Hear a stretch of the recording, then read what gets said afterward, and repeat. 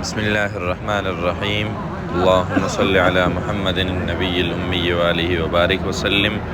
آج مدینہ منورہ سے بدر کی طرف جانا تھا، راستے میں بھی کچھ زیارتیں سامنے آئی، تو چلیے آپ کو بھی اس سفر میں شریک بناتے ہیں۔ سب سے پہلے جس تاریخی مقام کی ہم نے زیارت کی وہ آپ دیکھ سکتے ہیں۔ اس جگہ کا نام بیت فاطمہ بھی ہے، بیت زین العابدین بھی ہے۔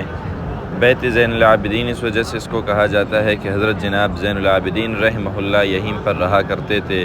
بیت فاطمہ جب اس کو کہا جاتا ہے، کبھی اس کی نسبت فاطمہ بنت حسین کی طرف ہوتی ہے اور کبھی فاطمہ بنت نبی صلی اللہ علیہ وسلم کی طرف ہوتی ہے، تو یہ وہ تاریخی جگہ ہے جہاں پر ان کی رہائش ہوا کرتی تھی۔ بدر کے راستے میں جو دوسرا تاریخی جگہ واقع ہے وہ بیر روحہ کا مقام ہے۔ بیر روحہ میں ایک کنواں ہے جہاں پہ آن حضرت صلی اللہ علیہ وسلم نے بدر کے لیے جاتے ہوئے وضو بھی فرمایا تھا اور پانی نوش بھی فرمایا تھا، اور جب ایک صحابی کو گردوں میں تکلیف کی شکایت ہوئی تو آن حضرت صلی اللہ علیہ وسلم نے اسی کنویں کے پانی سے نوش فرمانے کا حکم دیا، جس کے بعد اس صحابی کو شفا بھی حاصل ہو گئی تھی۔ فی الوقت تو ترقیاتی کاموں کی وجہ سے یہ زیارت بند ہے، لیکن زیارات کے لیے لے جانے والے بس ڈرائیورز آپ کو یہ بات نہیں بتائیں گے، اس لیے پہلے سے تحقیق کر کے جانا چاہیے۔ یہی وہ کنویں کی جگہ ہے، سامنے آپ دیکھ سکتے ہیں، اور باقاعدہ یہاں پہ اس کی پانی بھی ملتی ہے۔ گزشتہ سال بھی ہمیں مل گئی تھی، لیکن فی الوقت ترقیاتی کاموں کی وجہ سے یہ جگہ بند ہے۔ بدر کے راستے میں ایک اور کنواں واقع ہے جس کا نام بیر شفا ہے۔ تاریخی اعتبار سے اور روایات میں اس کا کوئی ثبوت نہیں ملتا، لیکن یہاں کے علاقے کے لوگوں نے اس کو مشہور کیا ہے، اطراف میں لوگ چیزیں بھی بیچتے ہیں۔ تو اصل تاریخی اور مستند روایات سے جس جگہ کا ثبوت ہے وہ تو بیر روحہ ہے، جو کہ پہلے آپ دیکھ چکے ہیں۔ فی الوقت وہ بند تھا، لیکن یہ بس ڈرائیورز کا کمال ہے کہ وہ لوگوں کو یہاں پہ آنے کے لیے بھی راضی کرتے ہیں، اور کافی رش لگا رہتا ہے، لوگ یہیں سے پانی بھر بھر کے لے جاتے ہیں۔ حالانکہ اس جگہ کا یا اس کنویں کا روایات کے اندر، تاریخ کے اندر کہیں پر کوئی ثبوت اور تذکرہ نہیں ملتا، صرف لوگ اپنی چیزیں بیچنے کے لیے یہاں پہ یہ رشکش بنا دیتے ہیں، اور لوگ یہاں پہ آتے رہتے ہیں اور کچھ ان کو پتہ نہیں چلتا۔ اس لیے جانے سے پہلے اس کے بارے میں تحقیق کر لینی چاہیے اور پھر جانا چاہیے۔ خاص کر یہ جو اجتماعی زیارات کے لیے جانے والے بس ہوتے ہیں، ان کے ڈرائیورز تو مختلف کرتب دکھاتے ہیں، اور ان کے ساتھ جو معلم بیٹھے ہوئے ہوتے ہیں وہ بھی عجیب جہاں کی باتیں کرتے رہتے ہیں، اور لوگ سنتے رہتے ہیں۔ واہ واہ سبحان اللہ کی آوازیں ہوتی رہتی ہیں، اور جگہوں کی زیارات ہوتے رہتے ہیں۔ حالانکہ تاریخ میں، مستند روایات میں، مقابر اور سلف کی تاریخ کے اندر ان کا کوئی تذکرہ نہیں ہوتا۔ بیر روحہ اور بیر شفا سے ہوتے ہوئے ایک مرتبہ پھر بدر کی طرف ہمارا سفر شروع ہوا۔ بدر کی طرف جانے والا یہ سنگل روڈ وہی راستہ ہے جو طریق ہجرہ کے نام سے مشہور ہے، اور اسی راستے سے آن حضرت صلی اللہ علیہ وسلم نے مکہ مکرمہ سے مدینہ منورہ کی طرف ہجرت فرمایا تھا۔ یہ وہ تاریخی پہاڑ اور تاریخی مقامات ہیں جنہوں نے بارہا آن حضرت صلی اللہ علیہ وسلم کی دیدار کی ہے۔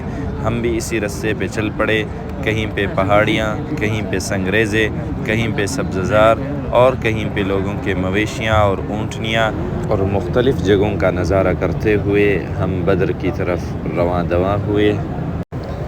بدر جہاں خود اسلام کی تاریخ کا ایک ناقابل فراموش، یادگار اور عظیم الشان دن ہے، اسی طرح مدینہ منورہ سے بدر جانے والا تاریخی راستہ بھی اپنے اندر کئی تاریخی واقعات اور یادگار جگہوں کو سمویا ہوا ہے۔ ان تاریخی جگہوں میں سے ایک جگہ حضرت ابو ذر غفاری رضی اللہ تعالیٰ عنہ کا یہ قبیلہ بھی ہے، جس کا قبرستان آپ دیکھ سکتے ہیں۔ ساتھ میں یہ اس زمانے کے گھر ہے جن کے آثار اور نشانات ابھی تک موجود اور قائم ہیں۔ سبحان اللہ، ایسا روح پرور منظر کہ جس کو دیکھ کر انسان کا ایمان تازہ ہو جائے۔ کئی سو سال گزرنے کے بعد آج بھی یہ مکان اپنے مکینوں کی عزم و ہمت، صبر و استقامت اور دینداری و دیانت کا نظارہ پیش کرتے ہیں۔ یہی وہ تاریخی مقام ہے جہاں پہ آن حضرت صلی اللہ علیہ وسلم کے جلیل القدر صحابی حضرت ابو ذر غفاری رضی اللہ تعالیٰ عنہ کی ولادت باسعادت ہوئی تھی۔ یہیں پہ ان کا قبیلہ آباد تھا، البتہ ان کی وفات وہ مقام ربضہ میں ہوئی تھی، وہیں پر ان کا مقبرہ بھی موجود ہے۔ اس تاریخی مقام کے بعد بدر کے رستے میں ایک اور تاریخی مقام آتا ہے جس کو حمراء الاسد کہا جاتا ہے۔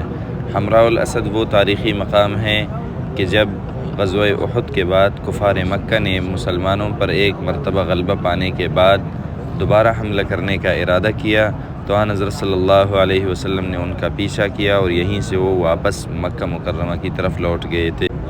اور جنگ احد میں جب حضرت حاتب رضی اللہ تعالیٰ عنہ نے کفار مکہ کو ایک خفیہ پیغام ایک بوڑھی کے ذریعے سے بھیج دیا تو آن حضرت صلی اللہ علیہ وسلم کو وحی کے ذریعے سے اطلاع مل گئی، اور جن صحابہ کرام رضوان اللہ تعالیٰ علیہ مجمعین کو آن حضرت صلی اللہ علیہ وسلم نے ان کے پیچھے روانہ فرمایا تھا، یہیں پر انہوں نے اس کو گرفتار کر لیا اور وہ پیغام اس سے برآمد ہو گئی۔ اس کے بعد پھر سے ہمارا سفر بدر کی طرف شروع ہو گیا۔ پھر سے راستے میں مختلف مناظر کی زیارت کرتے ہوئے بدر کی طرف روانہ ہو گئے، اور 40 کلومیٹر کا فاصلہ طے کرنے کے بعد ہم بدر کے قریب پہنچ گئے۔ شارع الشہداء سے ہوتے ہوئے شہدائے بدر کے قبور کی زیارت کے لیے چلے گئے۔ اس تاریخی بستی میں اب شہدائے بدر کے ساتھ ساتھ بدر کی بستی میں بھی جو وفات پا جاتے ہیں ان کو یہیں پر دفنایا جاتا ہے۔ ایک سادہ سی قبرستان ہے جہاں پہ ہر قبر کے اوپر ایک پتھر رکھا ہوا ہے، نہ کوئی جشن ہے، نہ کوئی چراغاں ہے، نہ کوئی سالانہ عرس ہے، نہ کسی مزار پہ کوئی گنبد و مینار ہے۔ بس لوگ آتے ہیں، دعا پڑھتے ہیں، ایصال ثواب کرتے ہیں، اور دین اسلام کے لیے ان حضرات کی عظیم الشان قربانیوں کو یاد کر کے اپنی ایمان کو تازگی بخشتے ہیں۔ ان مقامات پر آنے کا یہی ایک مقصد ہوتا ہے۔ بدر کے 14 شہداء میں سے 13 حضرات کا مقبرہ یہیں پر ہے۔ ایک صحابی رضی اللہ عنہ بدر میں زخمی ہو گئے تھے، یہاں سے ان کو لے جایا گیا، راستے میں ان کی شہادت ہوئی اور وہیں پہ ان کا مقبرہ موجود ہے۔ یہاں پہ ان 14 شہداء میں سے 13 کے مزارات موجود ہیں۔ اس وقت ہم مقام بدر میں موجود ہیں جہاں پہ اسلام اور کفار کی پہلی تاریخی جنگ بدر پیش آئی تھی۔ مسلمان 313 کے تعداد میں تھے اور کفار کی تعداد 1000 کے قریب تھی۔ اس جانب میں مسلمانوں کا لشکر تھا۔ یہاں پہ جو مسجد قائم ہے مسجد عریش، اسی جگہ پر جناب نبی اکرم صلی اللہ علیہ وسلم کا خیمہ نصب کیا گیا تھا، جہاں پہ حضرت صلی اللہ علیہ وسلم نے فتح کے لیے دعا بھی فرمایا تھا۔ سامنے کفار کا لشکر تھا، یہاں پہ یہ میدان جنگ تھا۔ اس جنگ میں مسلمانوں کو فتح ملی تھی۔ تقریباً 70 کے قریب کافروں کے بڑے بڑے سردار مارے گئے، 70 کے قریب یہاں پہ قیدی ہو گئے۔ جو مارے گئے تھے ان کو یہاں پہ ایک کنویں کے اندر ڈالا گیا۔ مسجد عریش کا بیرونی منظر آپ دیکھ سکتے ہیں۔ یہی وہ جگہ ہے جہاں پہ حضرت صلی اللہ علیہ وسلم کے لیے غزوہ بدر کے موقع پر ایک چبوترا بنایا گیا، اور حضرت صلی اللہ علیہ وسلم نے یہاں پر فتح کے لیے دعا فرمایا تھا۔ آج اس جگہ پر ایک خوبصورت مسجد قائم ہے۔ مسجد عریش میں نفل پڑھنے اور دعا کرنے کے بعد ہم جبل ملائکہ پر پہنچ گئے۔ یہ وہ تاریخی پہاڑ ہے جہاں پہ غزوہ بدر کے موقع پر مسلمانوں کی مدد کے لیے 1000 فرشتے بنفس نفیس زمین پر اتر آئے تھے، اور انہوں نے کفار کے ساتھ دو بدو قتال کیا تھا۔ صحابہ کرام رضوان اللہ تعالیٰ علیہ مجمعین فرماتے ہیں کہ ہم کسی کافر کو مارنے کے لیے تلوار اٹھاتے اور ہماری تلوار لگنے سے پہلے وہ کافر ڈیر ہوتا تھا، وہ فرشتوں کی وار ان کو لگتی تھی۔ تو یہی وہ تاریخی جگہ۔ تو یہ تھا آج کا ہمارا یہ سفر اور آج کی یہ مبارک زیارتیں۔ اس کے بعد فوراً سے پہلے دوبارہ مدینہ منورہ کی طرف روانہ ہوئے۔ 165 کلومیٹر کا فاصلہ تھا۔ نمازیں مسجد نبوی میں ادا کرنا تھا اور افطاری کے لیے بھی مسجد نبوی ہی میں پہنچنا تھا، اس لیے دوبارہ سبحان الذی سخر لنا پڑھ کے ہم روانہ ہو گئے۔